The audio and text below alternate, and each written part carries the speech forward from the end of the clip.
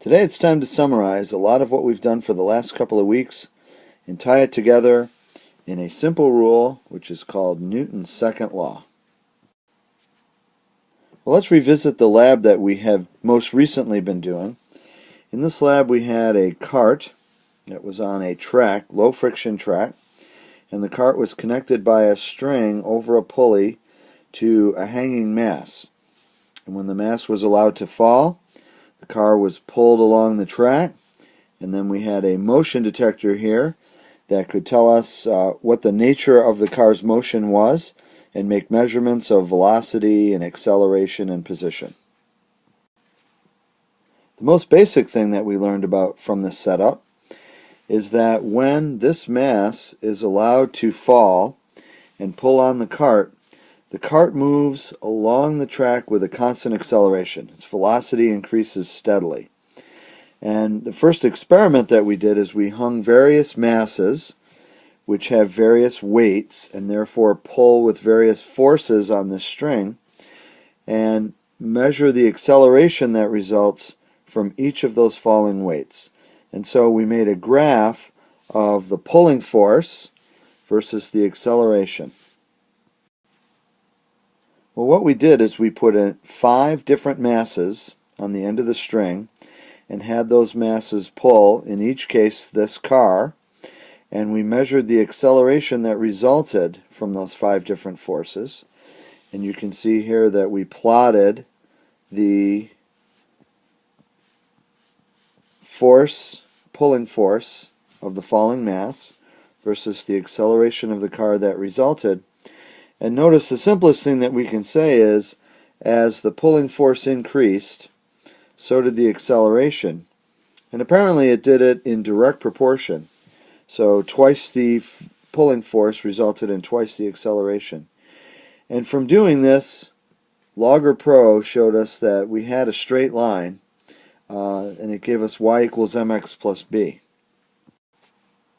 Now Logger Pro here is telling us not just simply that average force and average acceleration are directly proportional, but by giving us the equation for the straight line and saying that's the relationship, it allows us to write a formula that relates force to acceleration. So let's start with y equals mx plus b. This is the formula Logger Pro gave me. Now b stands for the y-intercept, and that tells me where this line should hit the y-axis.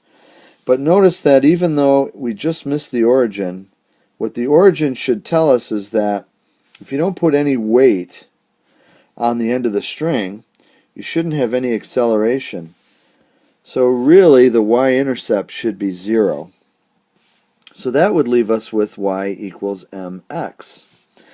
Now, y and x are just generic for whatever you're graphing. So y just stands for whatever you're graphing there, and x stands for whatever you're graphing there. So let's fill in what we actually have. Y is really the force. Now, m is actually the slope.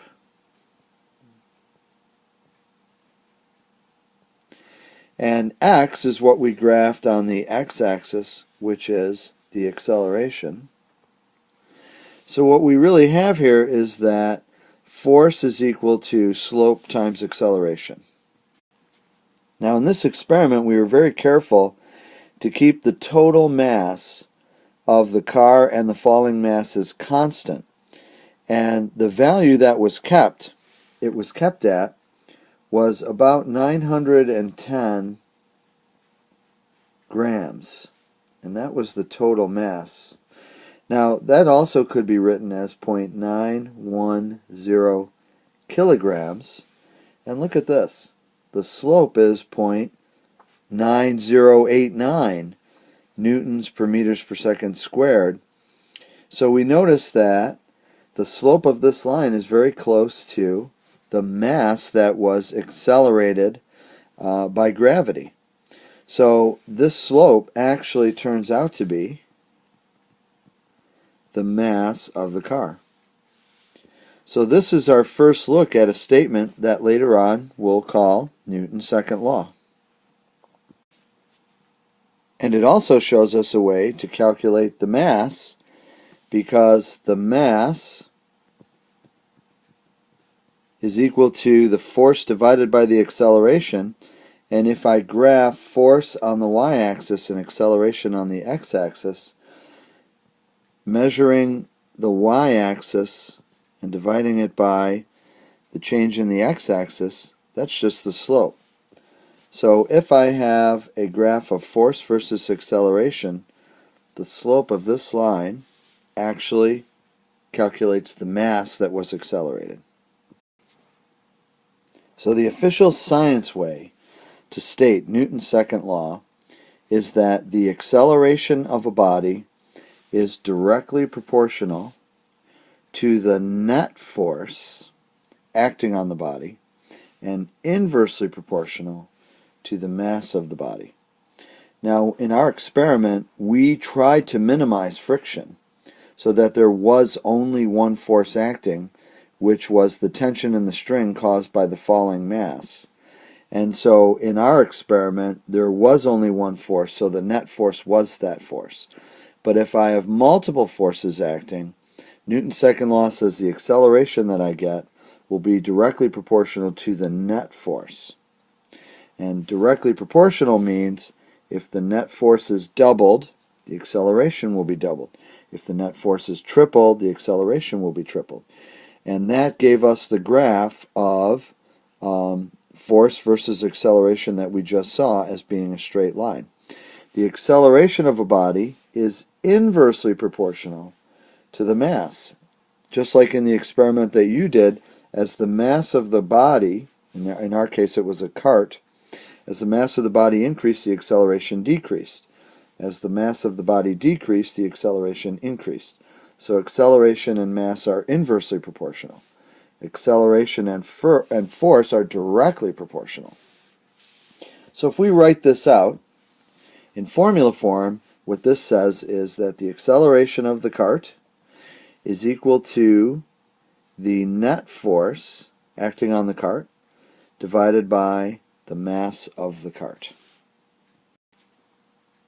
Now this is the way the formula appears on our reference tables, but a lot of times it's useful to rearrange this formula by multiplying both sides by mass so that you end up with something that looks like this. The net force equals mass times acceleration. And the reason why this is useful is this allows us to define what a Newton is. Now we've been using newtons as the unit of force for several weeks now without really defining it or saying what it's about. We just simply said force is measured in newtons.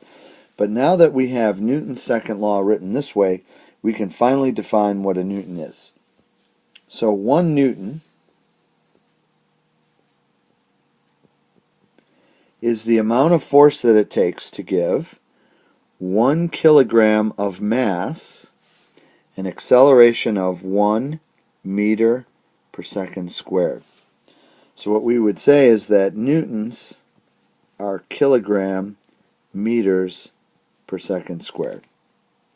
So a newton is how much force it takes to give a 1 kilogram mass an acceleration of 1 meter per second squared. Definition of a newton.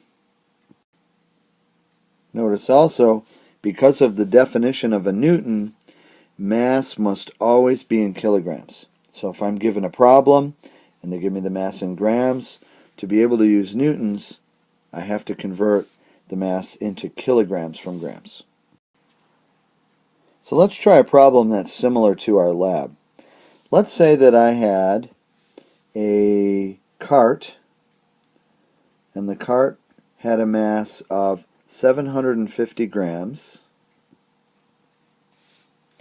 and the hanging mass that's going to pull the cart was 50 grams. And the question is, if you have 50 grams pulling a cart of 750, what acceleration will the car have?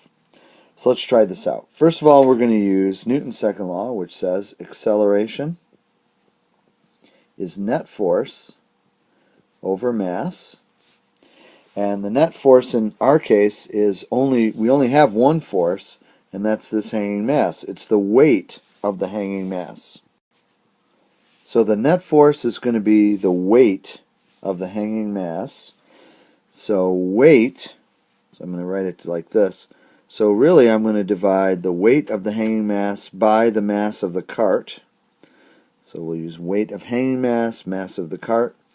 How do I figure out the weight of the hanging mass, the weight of a mass? Well, if you said you multiply the mass times the acceleration due to gravity, you're right. So let's figure that out. The mass of the hanging mass, now I have to put this in kilograms to find the weight. So it's going to be 0.05 kilograms times 9.81 meters per second squared. And in Newton's second law, this mass also has to be in kilograms. So this is going to be the cart. And the cart is 750 grams, but I have to write that in kilograms also. So the cart is 0.75 kilograms. So now I just have to get my calculator out. So the weight of a 50-gram mass, 0.05 kilograms times 9.81, is 0.49 newtons. And I now know how we get newtons, because if I multiply kilograms times meters per second squared, I get newtons. And I'm going to divide that by the mass of the cart, 0.75 kilograms. So now what I have is, here is the force pulling the cart, here's the mass of the cart, and according to Newton's second law, the acceleration is the ratio of the force pulling on an object to its mass. And when I divide those numbers, I get 0.65 meters per second squared. And that's the acceleration of the car if a 50-gram mass pulls on a 750-gram cart. Let's see how Newton's second law is used in a situation where there are more than one force acting, and therefore I have to think about the net force.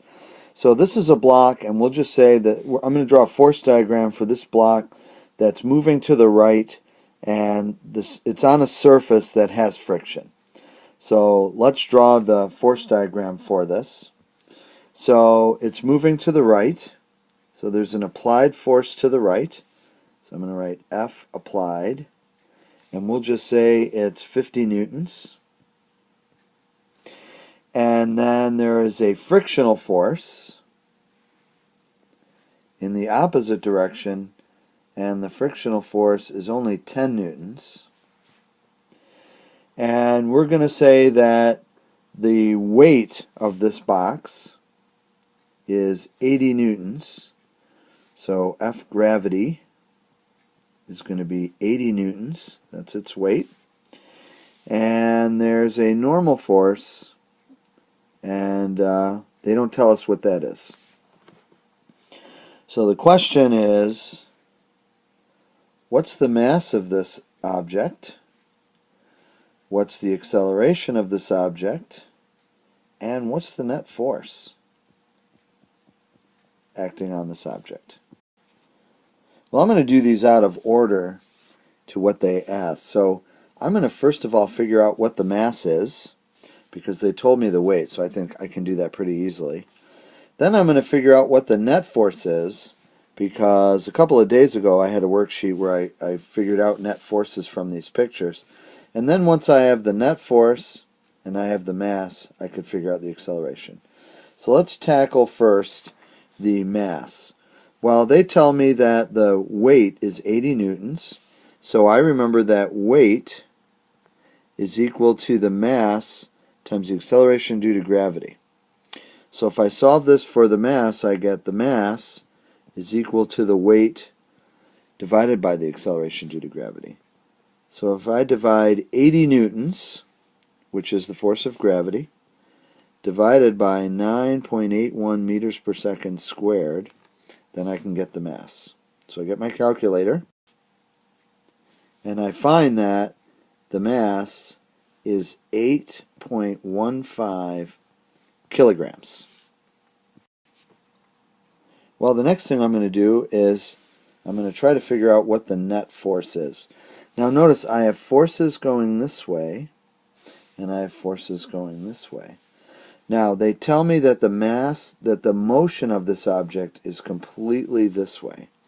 And that tells me that the vertical forces must be canceling out. There must be no unbalanced force vertically, otherwise the box would be moving vertically. So these two forces, the normal force and the weight, must be canceling out. So actually one thing that I could write here right away is that the normal force, if they asked me for it, I could just write that it's 80 newtons. But now let's think about these two forces. So I have 50 newtons pulling this way, and I have 10 newtons resisting me this way. So the net force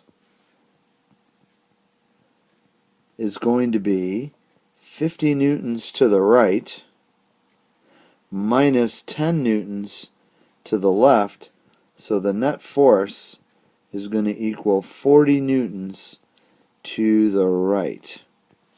So now I have the mass, which was 8.15 kilograms, and I have the net force, which is 40 newtons to the right. So now I'm ready to try to do the acceleration. So if I need to find the acceleration, and I already know the net force and I know the mass, this just seems like a perfect time to use Newton's second law, which says acceleration is the net force divided by the mass. So the net force I calculated before was 40 newtons, and the mass I calculated was 8.15 kilograms. So again, I get my calculator out, and I get, for my acceleration, 4.91 meters per second squared. Just a note about significant figures. Notice that this number right here really only has one significant figure, or if I'm supposed to take this as exactly 40, I have two. So really I could have written this as just 4.9 meters per second squared. Okay, now it's your turn. We have a block here whose mass is 2 kilograms. This block is being pulled in two directions. F2, which is pulling with a force of 8 newtons to the right, and F1, which is pulling with a force of 2 newtons to the left. And we are being asked, what is the acceleration of the block? And don't forget to give the direction in your answer. Okay, last one. Here we have a block, and we don't know the mass, but we know there's two forces acting on it. There's no friction, by the way. This block has a force of 12 newtons pulling to the left, has a force of 2 newtons pulling to the right, and what the problem says is if we are told that the acceleration of this block is 2 meters per second squared, the question is, what is the mass of the block? Give that a try.